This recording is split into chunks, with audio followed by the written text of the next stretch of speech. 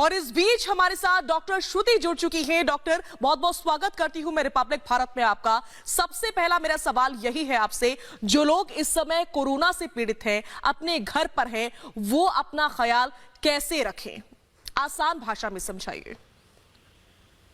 देखिए, ये बड़ा ही उच्च सवाल किया है आपने, क्योंकि इस समय लोगों के मन में बहुत ज्यादा कोरोना को लेके एंजाइटी और पैनिक की अब संभावनाएं हो गई हैं। लोग बहुत डर रहे हैं। बट मैं लोगों को एक चीज बताना चाहूंगी यहाँ पे, जो सबसे इम्पोर्टेंट है, कि सिर्फ 80% लोग ऐसे हैं कि जो लोग घर पे ही ठीक हो जाते हैं, उनको जरूरत ही नहीं पड़ती कि वो अस्पताल जाएं। तो इसलिए आपकी सोच बहुत सकारात्मक होनी चाहिए। दूसरी चीज, अगर आपको थोड़े भी सिम्टम्स लग रहे हैं तो आप ये मत मानिए कि हमें कोरोना हो गया है तो हमारी मौत हो जाएगी।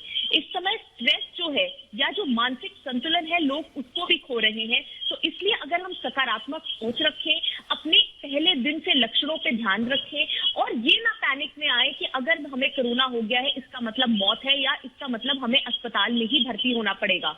अगर इन चीजों का ध्यान रखेंगे तो आप बहुत आसानी से इस वायरस से जंग लड़ सकते हैं।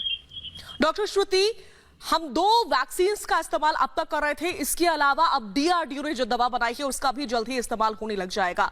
हमें पॉजिटिव रहने की बहुत ज्यादा जरूरत है, क्योंकि समाधान निकलते चले जा रहे हैं, दरवाजे खुलते चले जा रहे हैं। इस बात को भी कबूल करने की जरूरत है और इसी के साथ इसको लेकर के भी पॉजिटिव होने की जरूरत है। डॉक्टर श्रुति, ये जो DRDO ने दवाई बताई है ये बहुत अच्छी है और अभी इस पे जो है DCGI को इमरजेंसी अप्रूवल मिला है, जिसको हम 2DG कहते हैं, 2-deoxy D ग्लूकोज। इस दवाई के बारे में मैं बता दूं आपके सारे व्यूअर्स को कि ये दवाई पाउडर फॉर्म में आती है, जिसको पानी में घोल के हम लोग मान रहे हैं कि पेशेंट को दिया जाएगा। तो इस दवाई का मेन मैकेनिज्म क्या है ये जानना बड़ा इंपॉर्टेंट है। जैसे ही मरीज इस दवाई को लेता है, उससे क्या होता है, जितने उसके शरीर में वायरस इन्फेक्टेड सेल्स हैं, वहां पे ये दवाई चली जाती है और वायरस की ग्रोथ को रोकती है। इसका मतलब जो हमारे शरीर में इन्फेक्शन होने वाला है, जो बढ़ने वाला है, उसको ये रोकेगी और साथ में जो हमें ऑक्सीजन की, सप्लीमेंट्री ऑक्सीजन की जो नीड है वो भी कम करेगी। तो ये दोनों चीजें इस समय जो सेकेंड वेव कोविड 2.0 में देखी गई है, जिसमें कि ऑक्सीजन की जो मात्रा है, जो पेशेंट की रिक्वायरमेंट है, वो भी बढ़ गई है, हॉस्पिटल स्टे भी बढ़ गया है ऑक्सीजन की वजह से, और जो सबसे बड़ी चीज है कि वायरस की ग्रोथ बहुत हो रही है। तो ये तीनों चीजों पे बिल्कुल डॉक्टर श्रुति, अगला सवाल मेरा आपसे यही था कि वायरस की ग्रोथ बहुत ज्यादा हो रही है। आज चौथा दिन है डॉक्टर श्रुति, देश में 4 लाख से ज्यादा मामले आज फिर सामने आए हैं। 4000 से ज्यादा लोगों ने कोरोना वायरस के चलते दम तोड़ दिया है।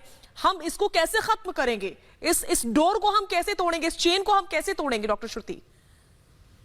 देखिए, इसके 2 तरीके हो सकते हैं। एक तो मेरे व्यू में ये कि नेशनल लॉकडाउन होना चाहिए, क्योंकि लॉकडाउन ही एक मेजर तरीका है जिससे हम ट्रांसमिशन की चेन को ब्रेक कर सकते हैं। और दूसरा, कोविड एप्रोप्रिएट बिहेवियर। जैसे आपने बहुत अच्छी अभी एक तस्वीर दिखाई थी कर्नाटक की, जहां लोग अभी भी मास्क नहीं पहन रहे हैं और ये जानते हुए कि एयर ड्रॉपलेट्स में इंफेक्शन है, रेस्पिरेटरी रूट के थ्रू इंफेक्शन जा सकता है। अगर ये दोनों चीजें हम नहीं कर रहे हैं तो किस तरीके से हम जंग लड़ेंगे? बट फिर भी मैं सबको यही बताऊंगी कि आप कोविड एप्रोप्रिएट बिहेवियर अपनाइए। वैक्सीन की जहां तक बात है, जितना ज्यादा वैक्सीनेशन का प्रोसेस होगा उतना अच्छा है। अभी फाइजर ने जो है वो कनाडा में बच्चों के लिए भी वैक्सीन जो है उसको भी लगाना शुरू कर दिया है और most probably AstraZeneca Oxford university के साथ ट्रायल्स करिए, जिसकी रिपोर्ट जून-जुलाई में आ जाएगी। तो हो सकता है अगस्त तक हम लोग 6 साल से 17 साल के बच्चों को भी वैक्सीनेट करें। बिल्कुल, हम बेहतरी की उम्मीद कर रहे हैं डॉक्टर श्रुति, लेकिन एक बहुत कॉमन क्वेश्चन है जो कि मैं आपसे लेना चाहती हूँ। आम जनता जो जानना चाहती है डॉक्टर श्रुति,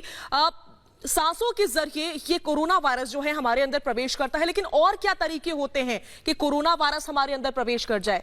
किन किन तरीकों को हमें नहीं अपनाना चाहिए, बचना चाहिए? क्या वो तरीके हो सकते हैं?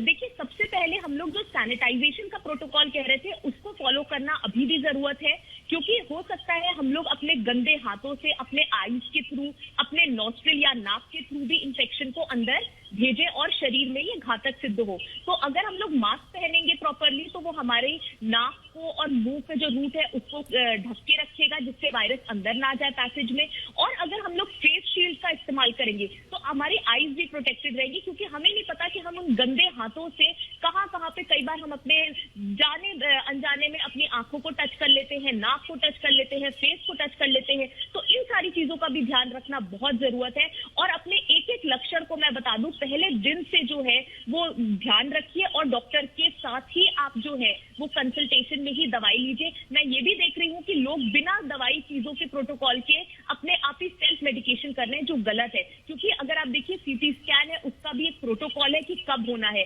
अगर हम स्टेरॉइड की बात करें तो उसका भी एक प्रोटोकॉल है। अगर हम इसको टाइम पे नहीं करते हैं तो इसके साइड इफेक्ट भी होते हैं। कई लोगों में मैंने ये भी देखा कि स्टेरॉइड जो है वो लोग शुरू से स्टार्ट कर देते हैं बिना डॉक्टर की सलाह के, जिससे वायरस रेप्लिकेट मतलब वायरस और ज्यादा बढ़ने लगता है और इन्फेक्शन को लास्ट टाइम के जो दिन होते हैं, जिनको हम पहले दिन से 14 दिन का जो पूरा पीरियड है, उस पे हम देखते हैं कि 10वें दिन के बाद से तकलीफ आने लगती है। तो अगर हम ये सारी चीजें भी जो है वो प्रॉपर तरीके से एक डॉक्टर की कंसल्टेशन में फॉलो करेंगे तो काफी हद तक हम लोग इस बीमारी से जो है, और देखिए सकारात्मक सोच ये सबसे इस समय इंपॉर्टेंट है, क्योंकि बहुत ज्यादा एंजाइटी, पैनिक, डिप्रेशन, ऑब्सेशन के शिकार हो रहे हैं लोग। WHO ने भी कहा है कि अपने को लोग नेगेटिव ना ले, अपने मानसिक संतुलन को ठीक बना के रखें और फोकस और अटेंशन, ये WHO ने सबसे इंपॉर्टेंट चीज की कि जो एक्टिविटी आपको लगती है कि बहुत अच्छी है, जो आपको पसंद है, आप उसमें अपने आप को जो है इन्वॉल्व करिए। क्योंकि आप अगर बहुत ज्यादा सोचेंगे और बहुत ज्यादा इस डर में रहेंगे तो आपको ऑब्वियसली आप एंजाइटी और पैनिक के शिकार हो जाएंगे। बिल्कुल डॉक्टर श्रुति, एक वैक्सीनेशन तो हमारी शील्ड है ही, लेकिन फेस शील्ड भी बहुत इंपॉर्टेंट है। जैसा कि आपने कहा, आंखों को बचाने के लिए बहुत जरूरी है, मास्क बहुत ज्यादा जरूरी है, सैनिटाइजेशन बहुत ज्यादा जरूरी है, खुद को सैनिटाइज करते रहना चाहिए। ऑक्सीजन की बहुत ज्यादा कमी हो रही है, हम लगातार देख रहे हैं लोगों में। ऐसे में अस्पताल की नौबत ना आए, खुद ही घर पर कंट्रोल कर लिया जाए, ऑक्सीजन का लेवल बढ़ा लिया जाए, क्या वो तरीके अपना सकते हैं घर पर लोग? डॉक्टर श्रुति, देखिए जैसे ही आपको अगर कोरोना हो रहा है, आपको लग रहा है कि आपका ऑक्सीजन आने वाले समय में फॉल कर सकता है, तो अवेक प्रोनिंग की एक पोजीशन होती है जो बहुत इंपॉर्टेंट है, जिससे कि हमने देखा भी है मरीजों में कि 2 से 3 पॉइंट ऑक्सीजन लेवल बढ़ जाता है। अवेक प्रोनिंग में आपको समझा दूं, ये 2 घंटे की पूरी साइकिल होती है जिसमें 4 पोजीशन होती है, जिसमें आधे आधे घंटे पे आपको उन पोजीशन पे लेटना है। पहली पोजीशन क्या है, आप पेट के बल लेटेंगे आधे घंटे तक। दूसरी पोजीशन है कि आप दाहिनी तरफ करवट लेकर आधे घंटे तक लेटेंगे। तीसरी पोजीशन है आप बाईं तरफ करवट लेकर आधे घंटे तक बैठेंगे। और चौथी जो पोजीशन है, आप 45 डिग्री के एंगल पे पीठ के पीछे तकिया लगाकर आप बैठेंगे। अगर आप ये रोटेट करते रहे इस 2 घंटे की साइकिल को, तो हम लोग कहते हैं इसको अवेक प्रोनिंग, जिसमें कि आपका ऑक्सीजन लेवल घर पे ही बढ़ सकता है अगर आपको अस्पताल में बेड नहीं मिल रहा है। प्लस आप साथ में, इस समय हम लोगों ने देखा है लोगों में बहुत पैनिक है, तो लोग ऑक्सीजन कॉन्सेंट्रेटर्स भी रख रहे हैं। अगर आपको आसानी से मिल जाए तो आप ऑक्सीजन कॉन्सेंट्रेटर भी सेफ साइड के लिए रख सकते हैं। जी।